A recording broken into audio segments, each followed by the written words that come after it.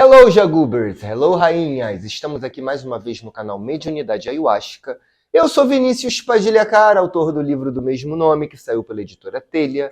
Siga-nos em nossas redes sociais. E hoje, na série Leituras, eu apresento um livro que não é um livro sobre espiritualidade. É um livro das ciências sociais. Pode o subalterno falar? Da indiana, que mora nos Estados Unidos, de Gayatri Chakravorty Spivak. Por que eu estou trazendo um livro que não tem absolutamente nada a ver com o nosso universo sobre mediunidade ayahuasca para essa série? Porque a gente vai falar sobre um assunto muito sério que está rolando nos grandes centros urbanos e eu queria muito trazer uma leitura diferente para que a gente pudesse embasar as coisas que eu vou falar aqui. Né? Esse livro, na verdade, é um texto, né, que ela escreveu na década de 80 sobre o subalterno do terceiro mundo.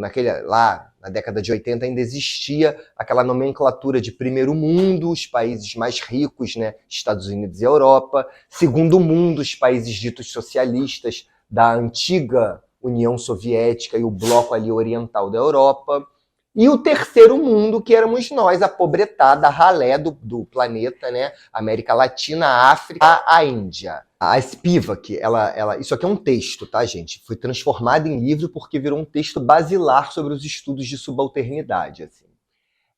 Nesse texto, ela critica aqueles estudiosos europeus, Foucault, Deleuze e tantos outros, que do alto da academia francesa tentavam estudar os subalternos aqui do terceiro mundo. Sem nunca ter vindo aqui, sem não saber o que o subalterno precisava, não precisava. Eles usavam de horizontalidade o mundo deles, né?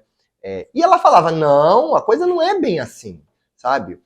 Tanto que o título do livro, o livro-texto, é uma pergunta, né? Pode o subalterno falar? Porque, segundo os outros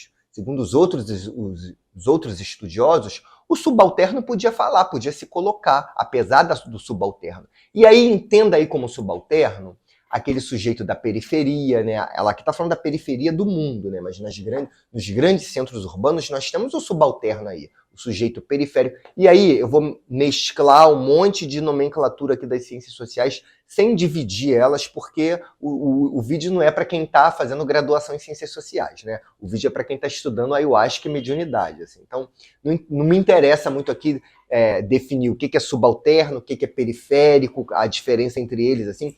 O subalterno, para nós, assim, vai configurar aquele sujeito periférico, né, preto, pobre, trans, cisgênero, LGBTQIAPN+, sabe? Que não tem dinheiro para pagar os R$300 e frequentar o culto de ayahuasca. Pode esse subalterno falar?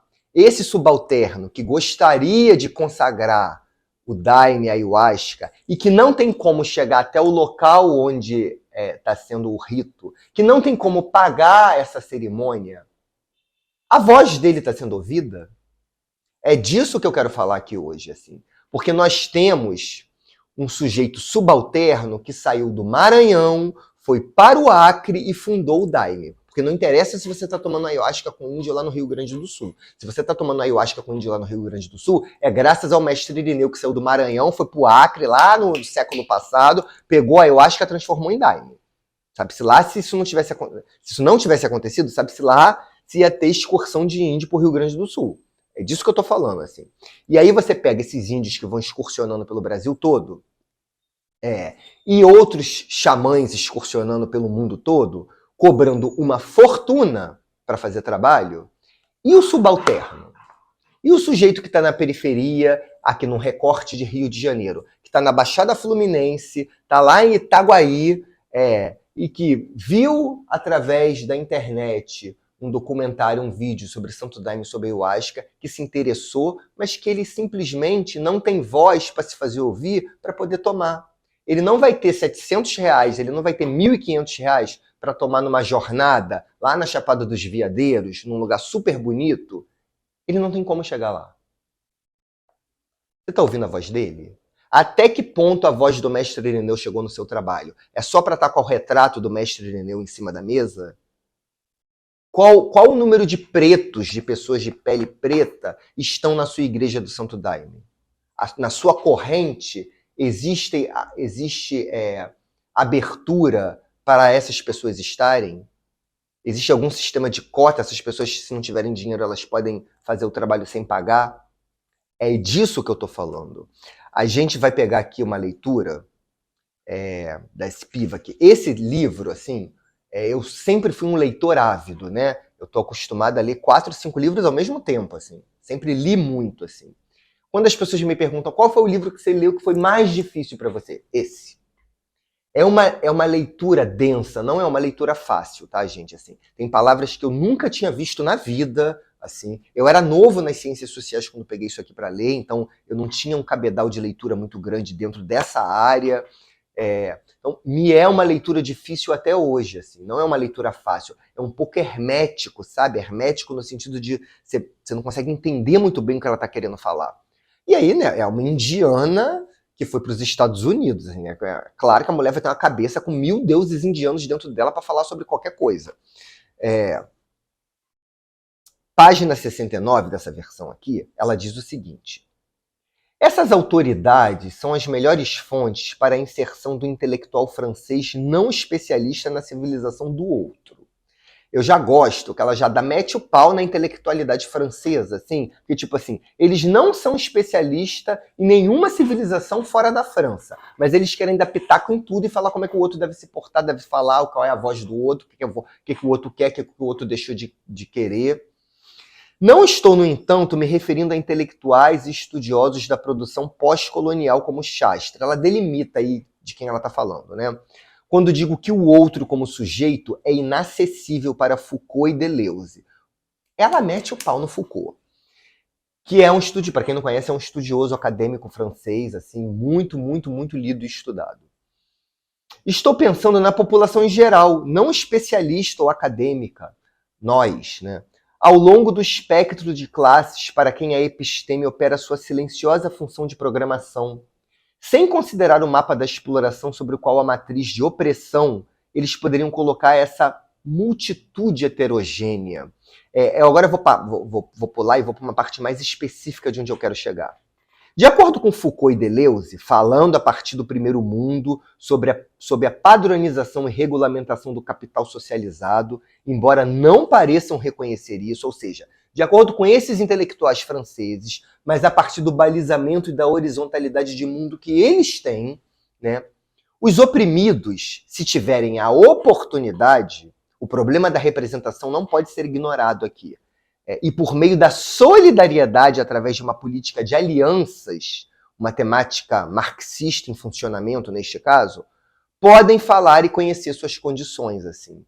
Ou seja, esses estudiosos franceses, eles dizem que o oprimido, a partir de uma certa política de alianças e de uma solidariedade, de uma ajudinha, de uma caridade, eles podem falar e conhecer as suas condições. O que a Spivak traz é que o subalterno, ele sabe que ele é subalterno.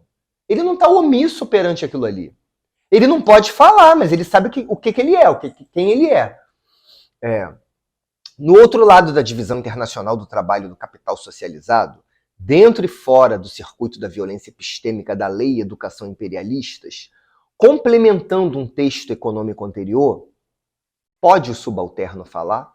Não, não pode. O subalterno não pode falar. A conclusão que ela chega nesse livro é que o subalterno, principalmente a mulher, e ela fala muito da mulher, a mulher pobre, preta, da periferia, eles não têm voz. Você sabe quantos dessa população dita hoje em dia como marginal, à margem da sociedade, né? Quanto dessa população gostaria de ter uma experiência com Daime? Gostaria de ter uma experiência com ayahuasca? Em parte eu sei, sabe por quê? Porque eu fui em Itaguaí, que é um município ligado aqui ao Rio de Janeiro, faz fronteira, onde tem uma periferia, onde inclusive eu dou aula. E fui lá procurar saber. Sim, existe uma população dita como carente da periferia que gostaria de ter essa experiência com Daime Ayahuasca. Inclusive eu trouxe algum deles para tomar aqui no Rio de Janeiro, no Centro de Estudos Terra de Obaluaê, que dirijo. Então, existe sim aquela população que não tem como pagar, que não tem como chegar, que não são ouvidos, que gostariam dessa experiência e que sim são excluídos, assim. Eu posso dizer as várias formas que eles são excluídos, assim. Tem igrejas do Santo Daime que se você não pagar a taxa de contribuição, que não é barata, você não toma Daime. Caridade espiritual zero, né? Alguns trabalhos de ayahuasca que são altamente, né, proliferam nas redes sociais, anúncios, você encontra preços de 300, 400, 500 reais, assim. Para você ganhar uma mantinha, um tapetinho, deitar e ter a sua experiência, assim. Não há margem para cotas, né? Os trabalhos com indígenas que estão proliferando, assim, e, gente, nada contra o índio, tá? Nada contra, assim, se o índio estiver fazendo um dinheiro para trazer uma benesse para a aldeia, para o povo dele, para o lugar de onde ele vive, assim, ok, assim, não é disso que eu estou falando. O que eu estou falando é dos lugares onde esses índios vão. O dinheiro desse lugar. O índio, ele não tem um lugar fixo aqui na grande cidade. Ele vai fazer o trabalho na casa de alguém, não é? No lugar de alguém, no reduto de alguém. Esse alguém fica. Você acha que esse alguém não fica com parte do dinheiro? E não estou falando de todo mundo, tá? Por que se cobra tão alto? E as pessoas que gostariam de estar lá? Elas nunca vão poder estar? Elas nunca vão ter 500 reais para poder... Gente, 500 reais para um pobre é muito dinheiro. Ele não vai pagar 500 reais para participar de um rito de ayahuasca. Seja lá qual for a figura indígena que esteja aqui. Assim, o que eu estou querendo dizer é que essas pessoas, elas precisam ser ouvidas. A gente precisa trazer essas pessoas para cá. E você não vai ouvi-las numa rede social, gritando, falando, poxa, eu gostaria de frequentar um ritual desse, mas eu não tenho dinheiro. Sempre tem gente que fala, eu já vi. Assim, é cômodo demais você pegar sua farda e ir para a igreja no dia do trabalho, você pagar sua mensalidade, você vai de carro, e você simplesmente não dá voz àquelas pessoas que gostariam de estar lá. O subalterno, ele continua sem poder falar. E esse texto é da década de 80. Mas nós que estamos consagrando o Daime Ayahuasca, nós temos que dar voz a eles, assim, temos que dar oportunidade. Assim. Esse vídeo é uma construção que eu venho observando nas redes sociais, assim. E existem já pessoas falando sobre isso, assim, sobre a questão racial dentro do culto do Daime da Ayahuasca, sobre a questão de gênero. Futuramente eu vou fazer um vídeo sobre a questão LGBTQIAPN+, dentro dos trabalhos com a Ayahuasca. É importante se dar voz também a isso, assim. A série Leituras vai voltar com livros ligados à mediunidade, mas hoje eu precisava fazer esse recorte. E se você quer ajudar para que pessoas subalternas possam ter a sua experiência com Daime Ayahuasca aqui na terra de Obaloaê, faça uma doação. A sua doação vai estar ajudando aos trabalhos de caridade social e espiritual que nós realizamos. Muito obrigado.